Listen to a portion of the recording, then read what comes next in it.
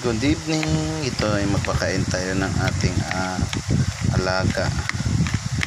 Ito guys ay ito natin dadalhin sa aso ni nanay dahil itong ating alaga hindi na naubos ang pagkain, sawa na. Ngayon ito marami pa naman, bigyan natin sa aso ni nanay kasi gutom din yon, hindi din na masyado napapansin ni nanay pakain. At least sobra naman din, okay lang. Ito. Musta ka na? Yan ang pagkain mo. Dami rin pagkain. Teka muna. Kunin muna natin ang iyong kainan. Ang daming suso.